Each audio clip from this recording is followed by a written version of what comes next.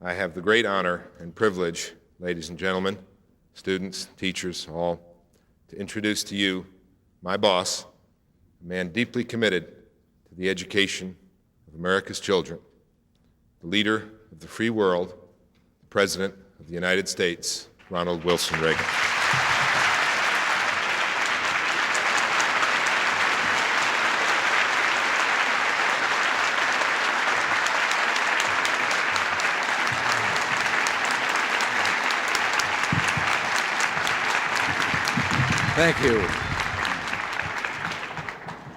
Thank you. Thank you all.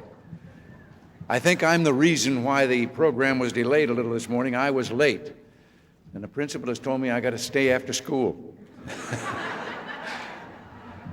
But it's an honor to be here with you to celebrate all that you've done to make this school so outstanding.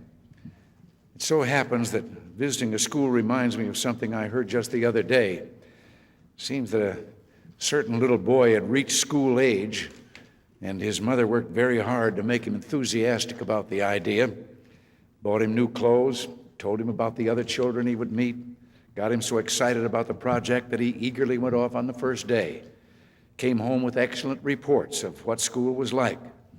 Well, next morning, his mother went into the bedroom and said he had to get up, and he said, "What for?" She said, "You've got to go to school." He said, "What, again?" But it is a pleasure to be at this wonderful school, this school that makes people want to come back. It wasn't so long ago, of course, that Suitland High School had its problems, bad problems, low academic performance, vandalism, poor attendance by both students and teachers alike. Yet today, you've turned Suitland around to make it a school noted for its strong sense of purpose and pride, harmony, and yes, academic achievement. I wonder, would you take a moment to join me in applauding your own remarkable accomplishment?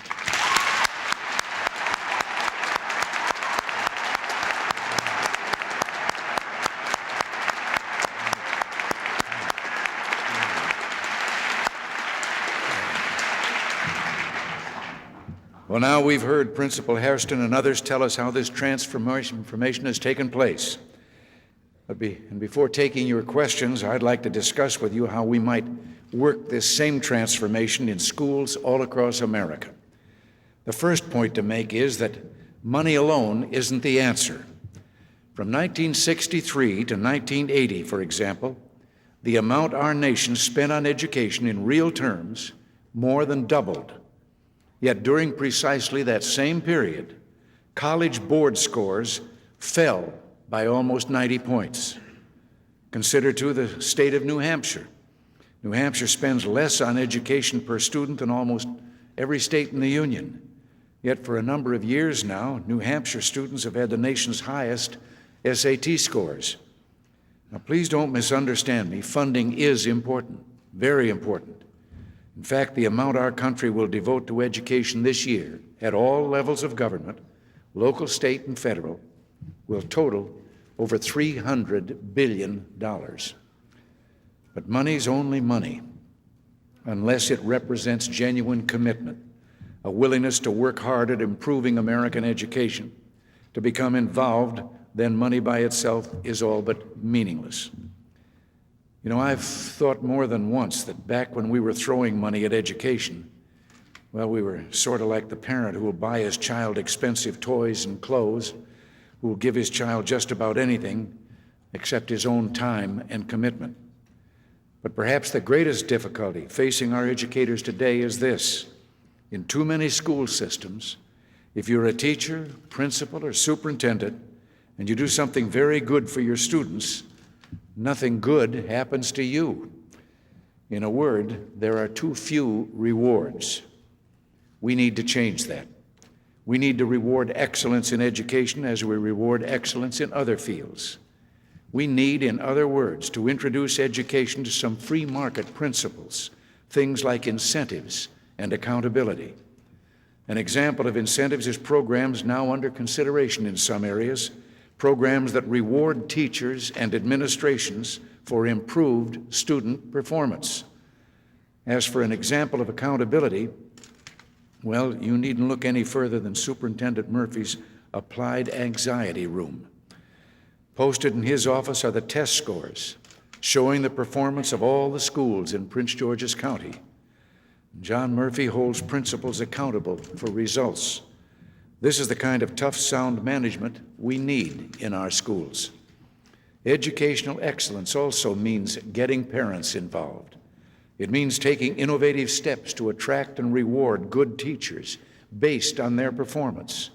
And it means alternate certification, opening up the teaching profession to allow more qualified men and women to enter the field. Excellence means community involvement, and your Advisory Council for Business and Industry, as we've heard, is a fine example of this. And of course, educational excellence depends on choice. I've long argued that parents should have more choice in determining the schools that their children will attend. I've long argued that more choice would lead to better education, and so I've advocated tuition tax credits and education vouchers. One form of choice, magnet schools, is one of the things Prince George's County is most noted for, and is one of the great success stories of the education reform movement. The success of Suitland's own magnet programs, the Visual and Performing Arts Center, and University High School is a testament to their worth. In helping to foster magnet schools, we help foster improved education. In 1987, a $4 million Department of Education grant was made to Prince George's County for magnet school programs, such as the kind that you have here at Suitland High School. It's been a good investment. Come to think of it, I wish all federal dollars got that kind of return. And since I'd like to see magnet schools program expanded, I'm going to ask the Congress to increase the size of the current program next year by over 50%, from $72 million to $115 million.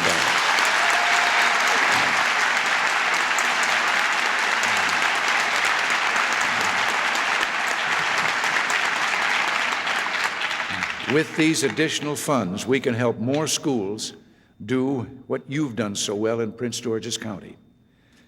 Now, I've talked for a while about how we can make our own schools better, but I haven't yet told you why I believe this is so important. What it comes down to is this: it is here, in Suitland High and schools like it around the country, that our future is being shaped. Recently, the headlines have been full of a term called superconductivity. As papers struggle to keep up with the seemingly daily breakthroughs in the lab, only a year ago, superconductivity was considered a scientific backwater, a phenomenon with little practical purpose. Now, scientists are saying it may change our lives.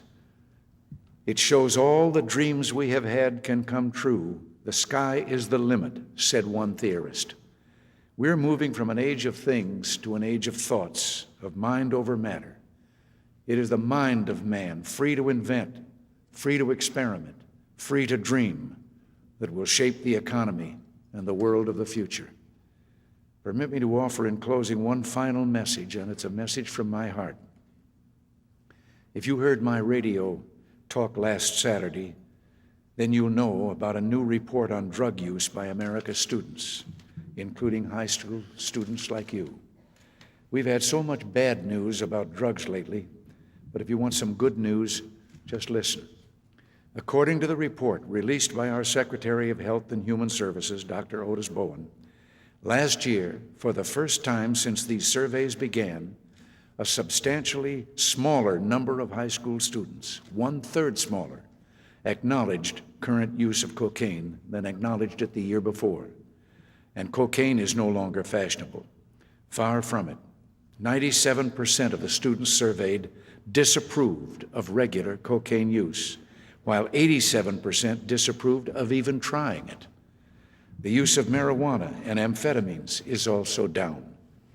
What it all means is this: America's young people are getting the message. Drugs are ugly. drugs are nothing to brag about. Drugs kill. And this is so important as you look to the future. You see, in the 21st century, staying employed will mean more than just knowing something. It'll mean being able to keep on learning. It'll mean having character and discipline and being proud of yourselves. There won't be opportunities in years to come for those who handicap themselves with drug use now. My young friends, you've done so much already turning this school around, learning to learn, and learning to look to the future with confidence. I can't tell you how proud I am of you. Keep it up. Keep on saying yes to life. And when it comes to drugs, take a tip from a friend of mine who just happens to be named Nancy Reagan. Just say no. Thank you. God bless you all.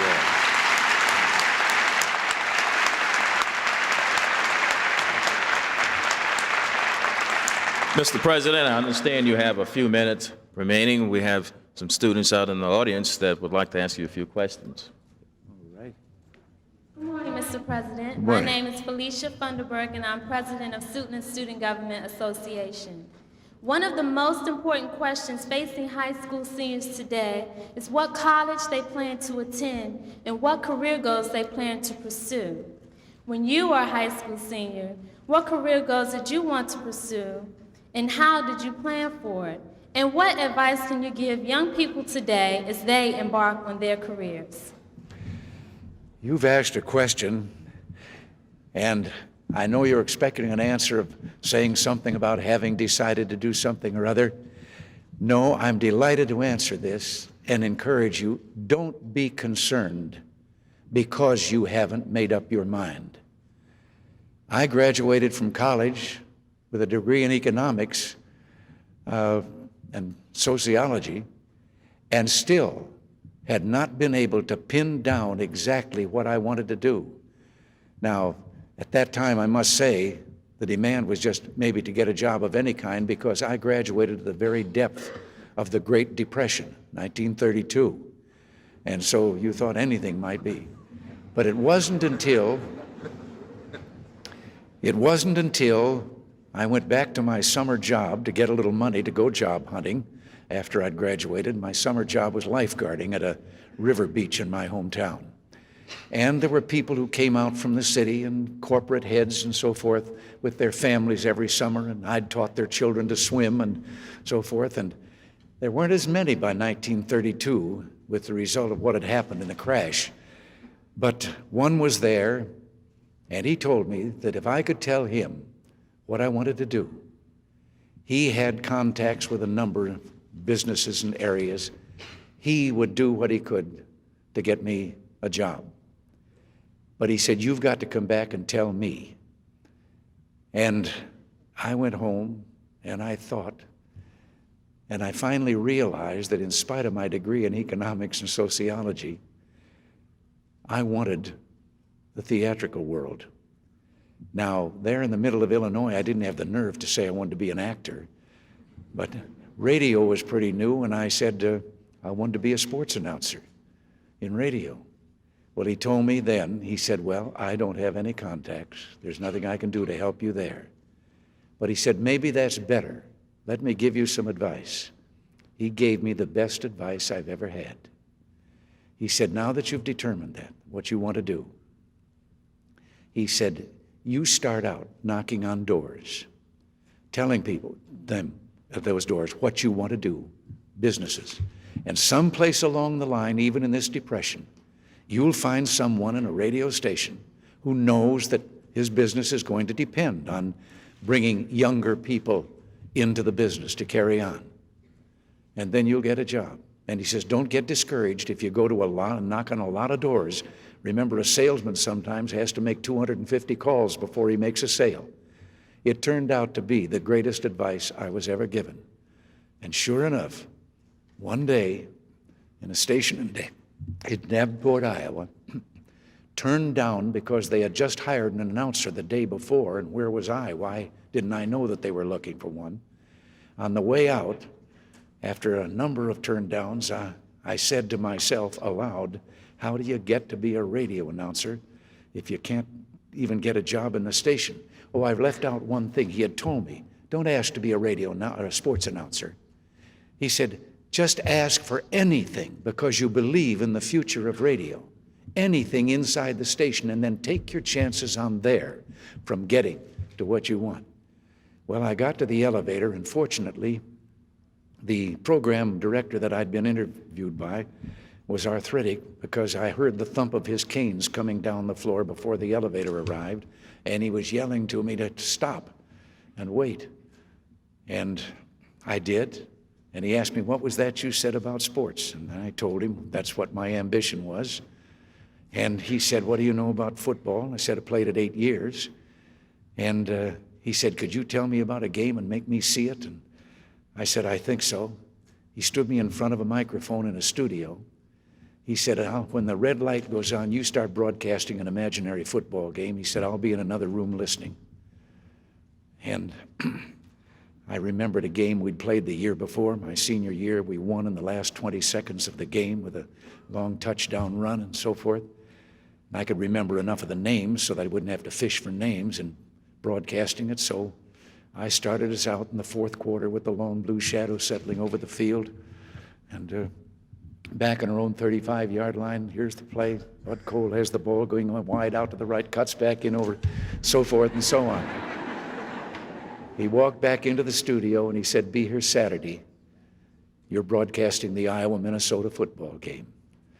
And that's how I started my career as a sports announcer. I know I've taken a long time here, but I know that this is a problem at your age, that you're thinking so hard, so many of you, what do I want to do? And don't let it bother you that you haven't made that decision yet. You'll change your mind many times before it comes the right moment. But then when it comes, just knock on the door of whatever you've chosen to do and ask until you find somebody that'll let you in. All right.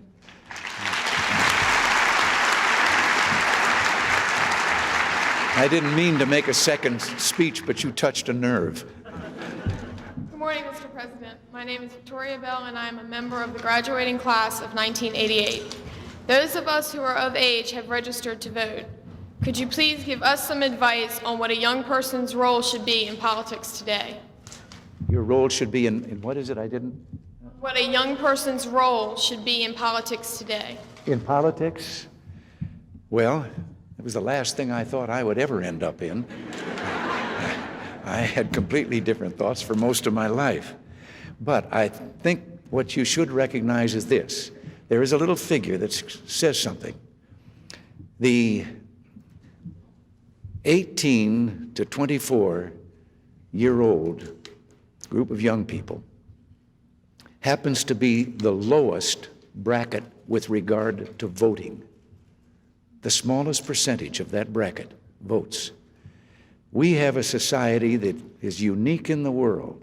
It is based on the fact that we, the people, are the government. Our Constitution differs from all but one other constitution in the world. Our Constitution isn't the government telling the people what their privileges are. Our Constitution is we, the people, telling the government what it can do.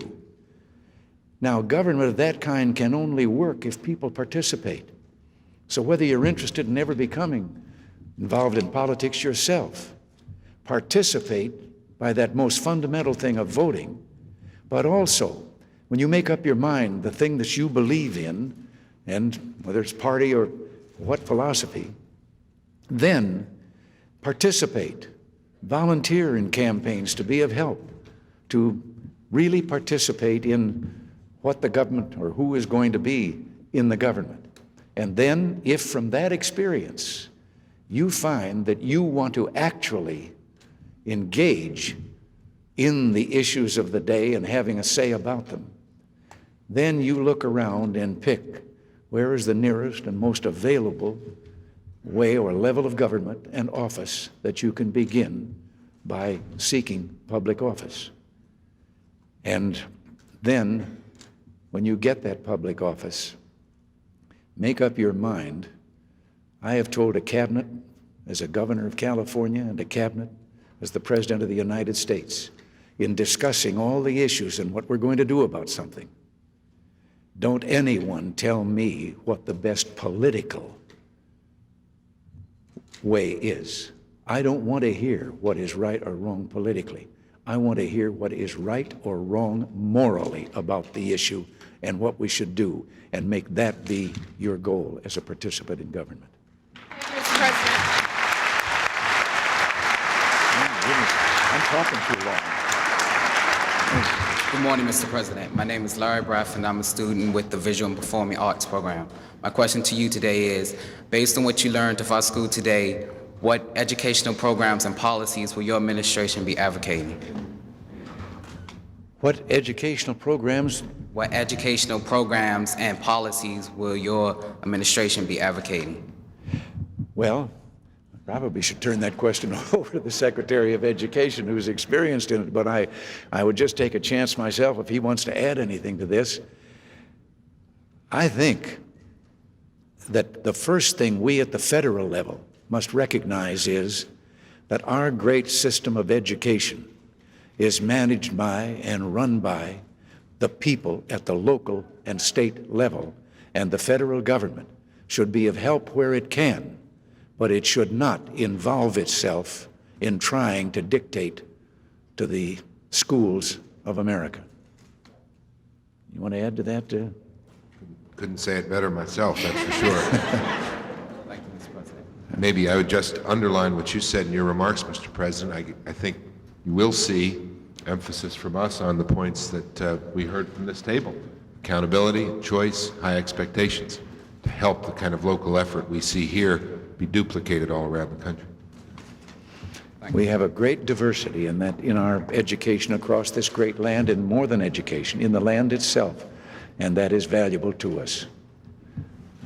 Good morning, Mr. President. My name is Adrell Cabanis, and I'm 11th grader here at Suitland.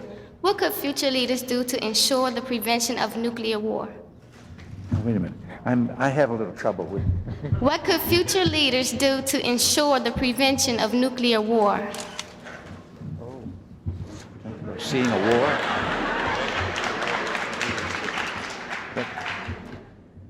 What can we all do with regard to preventing a war that you're talking about? Mm-hmm.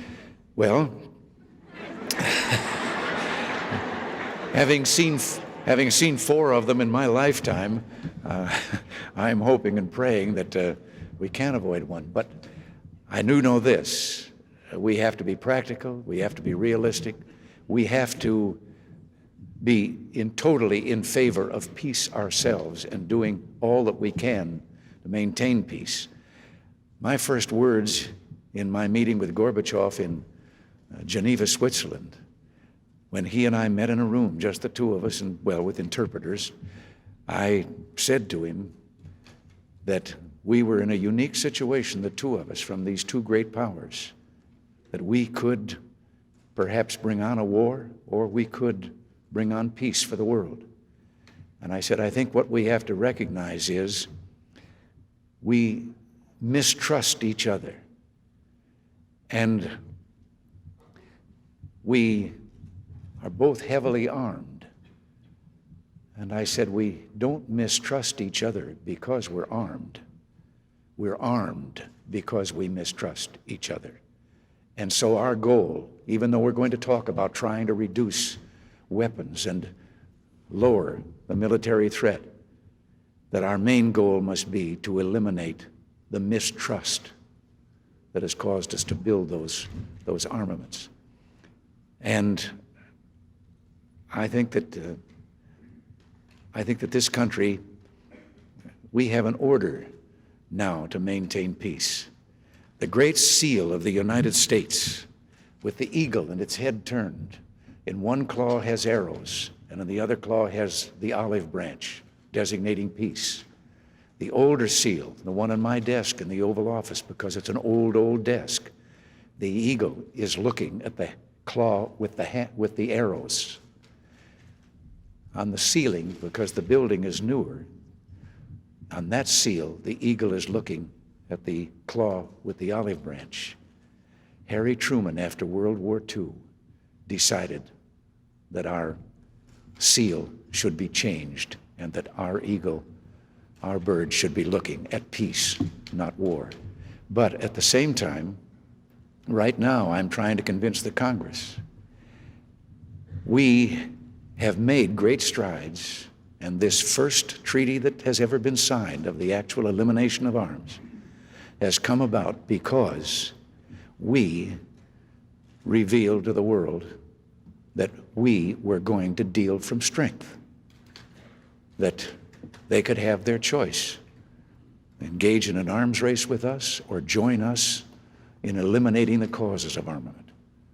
And so we're pursuing that, and it's been successful so far because after several years of turn down, we have signed the first treaty that ever eliminated a total system of nuclear weapons. And that's... Can take to correct the many trade imbalances that we have with foreign countries? We're taking those steps as much as we can, but let me point something out.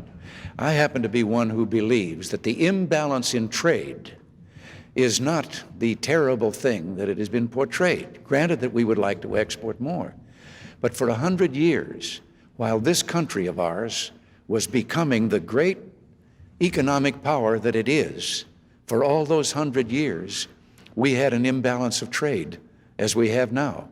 We're the greatest exporter in the world.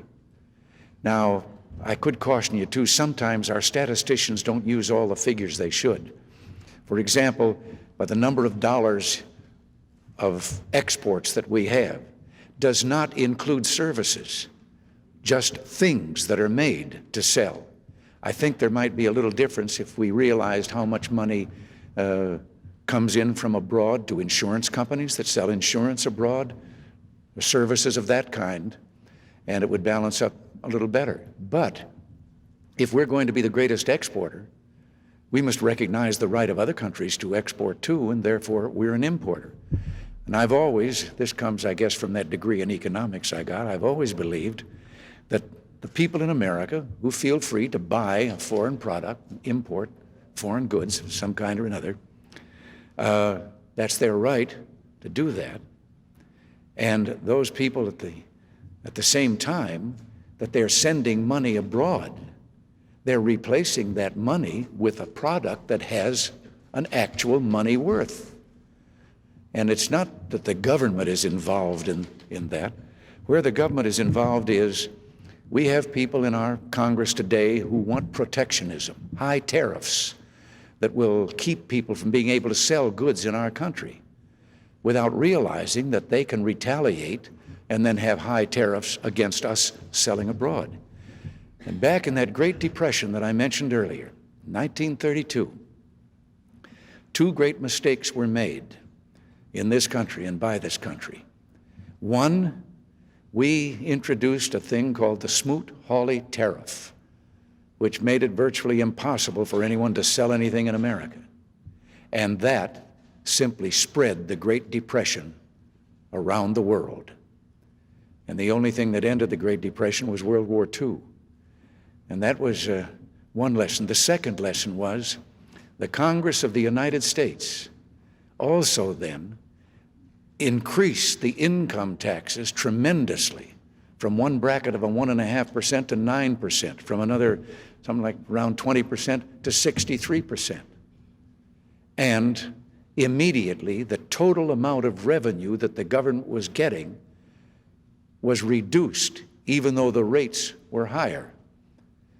And so what we're fighting for is free and fair trade around the world. And we've made great progress with some of our trading partners who did have restraints and restrictions.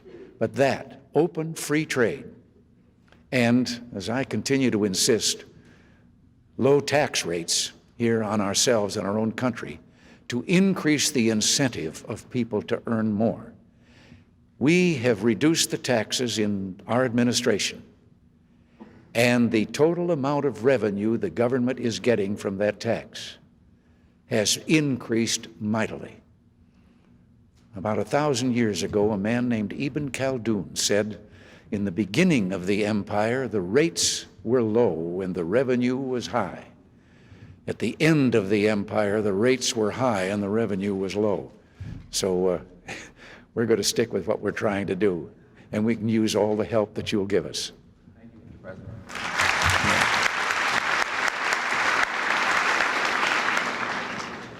Good morning, Mr. President. I am Len Walder, a freshman in the University High School. My question to you is this: what do you feel was your major accomplishment as president, and what would you most like to be remembered for as President of the United States? Well, I'd just like to be remembered.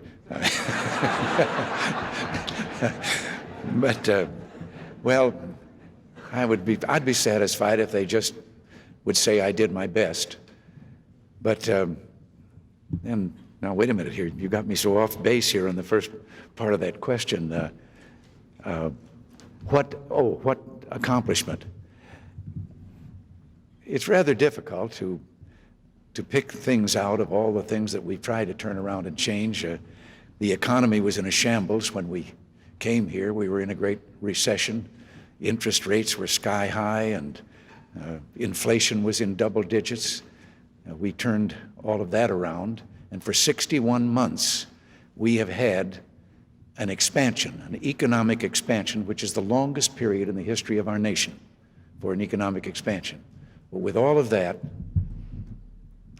I think I'd rather be remembered for the fact that not too many years ago, there was a great pessimism in our country, and people were very critical, and people didn't seem to be very proud of the flag anymore.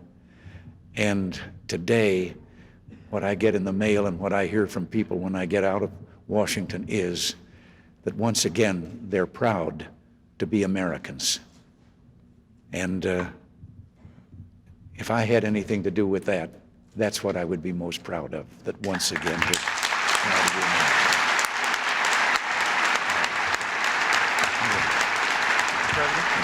May I, just one line. Just one line to finish now, and I appreciate very much and apologize for the length of my answers, but this thing about America, I got a letter from a man the other day. I'll share it with you. This man said, you can go to live in Turkey, but you can't become a Turk. You can go to live in Japan, but you cannot become Japanese, or Germany, or France, and named all the others. But he said, anyone from any corner of the world can come to America and become an American.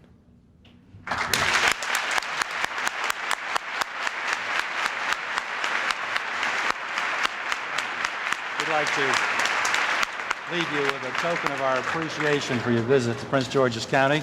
It's our annual poster, and it says, great things are happening in Prince George's County, and we're quite proud, and we hope you'll remember things that we're doing here in our schools. I thank you very much.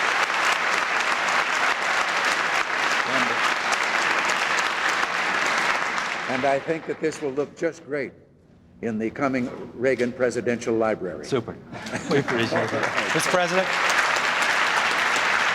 we have another gift that we'd like to present to you, and this is a gift from the heart.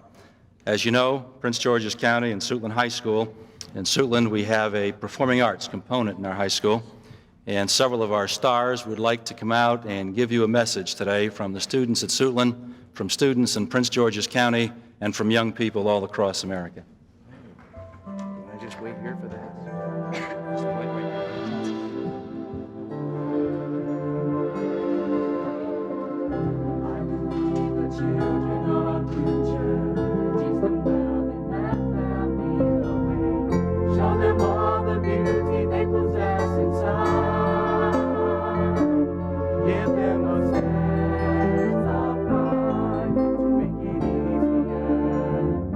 The children